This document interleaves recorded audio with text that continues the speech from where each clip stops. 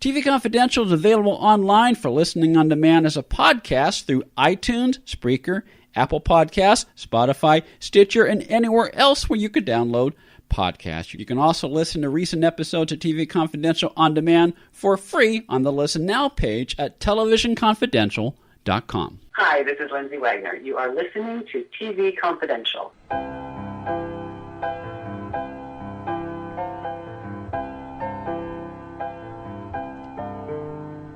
Ed Robertson, along with our guest Stanley Goldman, Loyola Law School law professor, longtime contributor to Fox News Channel, CNBC, CBS Radio, and other national media outlets, and the author of Left to the Mercy of a Rude Stream, the bargain that broke Adolf Hitler and saved my mother. Left to the Mercy of a Rude Stream is available in bookstores everywhere through Potomac Books. Potomac Books is an imprint of University of Nebraska Books. It is also available in hardcover as well as for the Kindle through Amazon. The book is not, by the way, intended as a downer. I made a very concerted effort to emphasize the survival aspects of the book and the determination. My mother was 4'11" and 90 pounds. You know, there was a time when I speak of her as being a little Jewish woman. I really mean that literally. No, it is not. Let's put it this way. It is an uplifting story of the spirit your mother embodied and the spirit that others like your mother embodied who survived the Holocaust. And ultimately, if you want to call it that way, it is a story of good triumphing over evil at the very end and reclaiming their life and making sure that she got what she felt she deserved, every last cent of it. Well, yeah, she just, she wasn't going to let the Germans win anything if she could get any. I mean, these are minor victories, but if that's all you have, then it's important. You know, if it's the only way you can get back at them. I mean, I say in the book that my mother never forgave the Germans. I mean, I remember when the Berlin Wall fell, and then Germany was reunited. I mean, I don't want people to think my mother was, only vengeance. But no. She cried. My mother cried when the Berlin Wall fell, not for happiness, but because she was upset. She was upset that the Germans were happy. She had relished the fact that the Germans in the East would have to line up for food. Mm-hmm. That's how much she hated it. She never cursed their descendants, but neither did she wish them well. Yeah. She really had been scarred by them to the point that, if she could do anything, she would do it. I will say this, my mother, she was an indomitable spirit, and at one point, another point when she was ill, and I was once again worried about her, she said to me, "Don't worry, Stanley, Hitler couldn't kill me, this won't." And she was right, it didn't. She lived a few more years. But it's interesting she said that. I don't point this out in the book, but although Hitler couldn't kill her in some respects, which is what the central portion of the book is about, mm-hmm. her living killed Hitler. Yeah. As I say in the beginning of the book, and I document later that the very freeing of her, the manner in which it was done, the secret negotiations that took place that resulted in her small group of Jewish women actually being released, and historians have talked about this incident without relating it to the Jews freed as a result of it, was and perhaps the significant motivating factor in when Hitler killed himself. Yes, and that's what the book is about. And that is what the book is about, and that's all we're going to reveal on that particular subject, because I do want people to pick up a copy of Left to the Mercy of a Rude Stream, Left to the Mercy of a Rude Stream, the bargain that broke Adolf Hitler and saved my mother, the new book by our guest, Stanley A. Goldman, Left to the Mercy of a Rude Stream, available in bookstores everywhere through Potomac Books. You can also find it in hardcover for the Kindle and as an audiobook on CD through Amazon. I will say also it's, I believe, a third off at the moment on Amazon, and I think if you actually go to Potomac Books or University of Nebraska Press on their website, I think until the middle of next month they're having a winter sale in which all of their books are, I think, marked down 50%. So it's like $14 or something in hardback at the moment if you buy it off of the website, and maybe $18 if you get it on Amazon with your free shipping. So it's a bargain at this point as well. One of the great things about having a book such as yours published through a university press, Stan, as I understand, is that university presses, they get great distribution, and they're considered evergreens. And for listeners who aren't familiar with the term evergreen in the publishing industry, a book that is considered an evergreen means it never falls out of the catalog, which means it is always going to be available to the public. And for a book like this, Stan, I would imagine that's especially important and especially gratifying because it will remain part of the record so that people can learn this story. And I wrote the book to be read 100 years from now as well. I mean, I'm not being egotistical about this. It's just a significant subject matter, and it's one that not only should not be forgotten because of its significance, but because of its, these things are always lurking. I mean, this kind of hatred and the danger. And there's one thing about writing the book that I reaffirmed if I'd known it before and learned it if I hadn't, which is that, look, there's a darkness in a lot of people, and it's not something that even a century is going to remove through some sort of genetic change. We always have to be aware of the dangers that exist in the hatred of other groups, and it can sometimes, as it's done so often in history, go to extremes, never more so than it did in the middle of the 20th century when the most sophisticated, advanced country in the world just decided to kill every man, woman, and child of an ethnicity that they decided they didn't like, was bad because they were different. It's a lesson that's got to be continually taught because we've got to be aware of it because it's going to be epoch before if ever our genetics change and we're rid of this kind of thing. I'm going to show some ignorance here, Stan. I thought the phenomenon of Holocaust denial was relatively new, meaning I assumed it was something that spurred in the last 20 years, coinciding with the dawn of the Internet as we know it today. I did a little research before our conversation today. Holocaust denial goes much, much further than that, doesn't it? Yes, it goes back from the very minute of it, in a sense. I mean, people were denying it then. They denied it during the war, and they denied it immediately after the war. And I actually just saw a documentary the other night about that was made in 1945, right after the war, showing some aspects of the denial already beginning. And how could it possibly happen? Those numbers are ridiculous. There were no such things. And it's been around for a while. And the reality was, it was not spoken quite so publicly years ago as it is now, because I think the impact of 6 million people being killed and the impact of the war kept it quiet and sort of, underground. But as that generation has passed away and it's not so visceral to people who are alive today, it's made a public reemergence, although it never disappeared. It was always there, and it's just now much more easy to find. And actually, I'm sitting here in Los Angeles, for years, one of the centers of Holocaust denial in the country was Orange County, literally a few miles from where I am. There'd be there were some websites being created, and some of them were actually there, just a few miles from where I am, not in the heart of Germany or Eastern Europe or something, but right there, right there in the midst of affluent Southern California. So, it never totally disappears. It just sort of lingers on and goes through ebbs and flows. It's having a beginnings of a flow, I should say, at this point. Have you ever been confronted by Holocaust deniers, and if so, how do you respond to that? It depends on who they are. I've been confronted by some who just, quite literally, and I'll use this term advisedly, out of, I'm an educator, so out of ignorance, out of lack of education, they've read something online and they'll, say, oh, well, it didn't really happen, and but they're not trying to be cruel about it. They're not trying. They're just misinformed. Yeah. I've not been confronted personally, one-on-one, with anybody who was adamantly a Nazi, and who just adamantly maintained that the Holocaust had never occurred. I will say that. It's usually people who just don't know, and I try to explain it, and sometimes I can do it, and often I can't, because sometimes people they get these thoughts in their heads, and they can't get them out. I've even been confronted, however, with intellectuals, professors, who don't understand why I've wasted my time writing about this subject, because what's the point? Hasn't it been done to death already?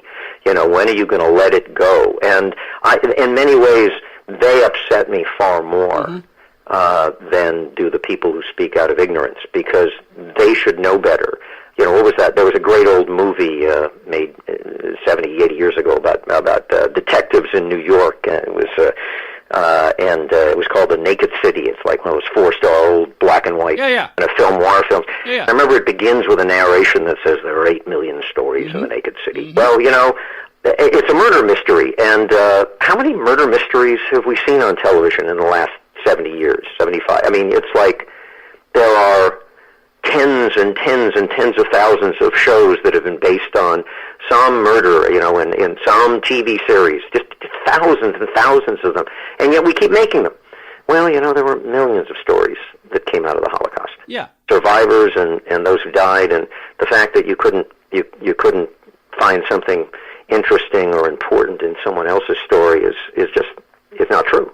And yes, there are 8 million, however many stories there are, but none are as unique as Malka's, as Genya's, as any survivor who has a story to tell, because they all experience it differently, even though they experience the same. I think that almost anyone who survives has a book in them, and a number have written them. I mean, there are books out there written by survivors, and I think every single one of them provides a significant testimonial. I just, in writing this book, decided I want to do something that, I had a true story to tell that was also oddly, as you said, kind of an unraveling of a mystery, but also of considerable political importance and also rather exciting in various ways. And I decided to write it in a popularized form, but make certain that it was all true, so that it could reach more of an audience than testimonials that are often published and not necessarily viewed by audiences as anything but sort of an obligation to read. So one has to reach I read some story the other day about how they polled a whole group of younger people and nobody had any idea who Anne Frank was. You have to continue to repeat these stories in a public way so that people don't forget about them. Absolutely. On the line with us is Stanley A. Goldman, Loyola Law School law professor, longtime contributor to Fox News Channel, CNBC, CBS Radio, and other national media outlets, and the author of Left to the Mercy of a Rude Stream, the bargain that broke Adolf Hitler and saved my mother. Left to the Mercy of a Rude Stream, available now in bookstores everywhere through Potomac Books. You mentioned you did not discover this pamphlet that triggered the mystery that you unraveled and that you tell in Left to the Mercy of a Rude Stream. When you discovered the pamphlet, that was in 2006, 7 years after your mother died. But you mentioned, if I remember correctly, you mentioned Genya, the mother of Devora, who you discovered the pamphlet with. She lived up until a couple of years ago. So obviously your mother did not live to learn what happened between Himmler and Masser. But how did Genya respond when she learned what happened? Well, it was Devora, my mother's friend's daughter, had been in this Holocaust museum in Jerusalem, and and there were everybody knew what camp my mother and her mother had been in. It was Ravensbrück. That was the last camp they were in, Ravensbrück, and there was an exhibition about Ravensbrück. And one of the things was this pamphlet, a dozen pages long, 15 pages long, which was a report written by this Jewish guy about his, negotiating the freeing of some Jewish women from Ravensbrück. And Genya's daughter picked it up and acquired it and brought it home with her and said, the timing here as to when these women were freed by this thing sounds a lot like the timing that our mothers had talked about. Yeah. So I opened the book and I'm looking through it. There's a little pamphlet book and there's a small picture taken from a newspaper in Sweden. And there in the back row, I can see, my eyes are pretty good, and I could see a picture of what looked like my mother and her mother. So we take the pamphlet with the photograph to Genya, and I show it to her, with a little magnifying glass because it's kind of small, yeah. And she just looks at it and says, matter-of-factly, "Oh yeah, it's your mother and me. What about it?"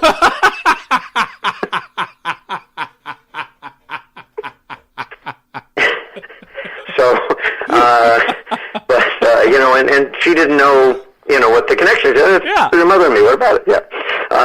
So I started researching it, and that was what. And the book had been purchased by the publishing house, and was going to be printed before Genya passed away, and she knew it. And by the way, I will tell you, her husband, who is a survivor as well, is still alive, and he lives in Israel. And I'm sending him a copy of the book now that it's printed, and it's got a picture of his wife and my mother on the front. Mm-hmm. So when I told her the story, and she was very happy that I was doing it. I'm not entirely certain she understood all the details of it, but she was very, very pleased that I was writing about it. We mentioned in our open that once upon a time, Gary Trudeau immortalized you in Doonesbury. How did that happen? I was the Fox News legal correspondent who was covering all the big trials, and I don't know, Trudeau would caricature people, and he'd have a sometimes he'd caricature them because of who they were, just because they were sort of well known, and he did some caricatures of the Fox News people covering the Paula Jones case at the time, and I was one of them, and he referred to me not as Stan Goldman but as Ned Freeman. But then if you look at the picture, nobody. First of all, that was my job. He identifies me as the Fox News legal, correspondent covering it, which was me, instead of Stan Goldman, Ned Freeman. But I would actually get calls from other people when I would appear in there, and they go, "Hey, did you see this today? There you are." And the picture looked just like me back then. It was a caricature, but it clearly seemed to be me if you knew what I looked like. I don't know how many thousands of times I was on TV. It was a little bit of a career change. I was during the OJ trial. I was probably on 10 times a day. Yeah. It was one of those things I did, and now I'm just back to teaching full time. I lasted with the Fox News Channel long enough to qualify for the pension. As I say in the book, I'm probably the only person who will ever live who collects a monthly pension check from both the Fox News Channel and the Los Angeles County Public Defender's Office. Anything else about left to the mercy of a rude stream that you want our listeners to know about that I have not already asked you? I just want the public to know that this is not one of those stories that was suggested by or based upon true events. This is. I was very careful to make certain that this was a historically accurate work. Well, it is historically accurate. It is cited. It's got resources, so it is accurate, but it reads very much like a mystery novel or a memoir. It's a great read. Left to the mercy of a rude stream, available in bookstores everywhere, as well as through Amazon. Stanley Goldman, I enjoyed chatting with you. I hope you'll come back and visit us one day on TV Confidential. All right, sure, anytime. Thank you. I really appreciate it. TV Confidential is now on Stitcher. Listen to us on demand every week and on your iPhone, Android phone, Kindle Fire, and other portable listening devices. Stitcher Smart Radio, the smarter way to listen to radio. Find it in your app store or at Stitcher.com. Cam Caricatures will keep the fun rolling at your next party, convention, or event through a live video feed. As friends or colleagues gather around the webcam, I can see them on my screen, and they can view my caricatures come to life on their own screen. The completed black and white drawing will then be emailed to you to print out. Pricing and details are at hamcamcaricatures.com. That's HAMMCAMCARICATURES.com. Buying or selling a home can be one of the most stressful things we'll ever do in life. But it doesn't have to be. And no one knows better than our friends at Front Porch Realty Group. They're a community of realtors serving the Northern Bay Area of California that cares about their clients as individuals first and foremost. Whether you're a first-time buyer or looking to lease or sell your property in the Bay Area, Front Porch Realty Group will help you through this important transition by providing you with the right information for your situation while lessening the pain. They also work with a network of realtors throughout California who provide the same high caliber of customer service. Call Front Porch Realty Group at 415-886-7411 for a realtor referral near you. You can also visit their website, frontporchrealtygroup.com, For more information on the services they provide, including upcoming workshops and seminars. For more information, call 415-886-7411 or visit frontporchrealtygroup.com. Front Porch Realty Group. They'll find the solution that works best for you. Uber is the mobile app that connects you with a driver for immediate transportation. Request a ride at the tap of a button and you have a driver curbside in minutes. You can choose to be driven in a black car, SUV, or you can choose UberX, the low-cost Uber for a ride in a hybrid or mid-range car. Payment is seamless and cashless, billed to your card on file with no need to tip. Enter the promo code TV Confidential after you download the app to receive a free first ride up to $20. For more information, go to get.uber.com/go/TV Confidential. If you've listened to TV Confidential and like what you've heard, please consider supporting our efforts by becoming a patron of our show through Patreon. It's easy to do and costs as little as $1 a month. For more information, go to patreon.com/TV Confidential or click the Patreon button on the homepage at tvconfidential.net.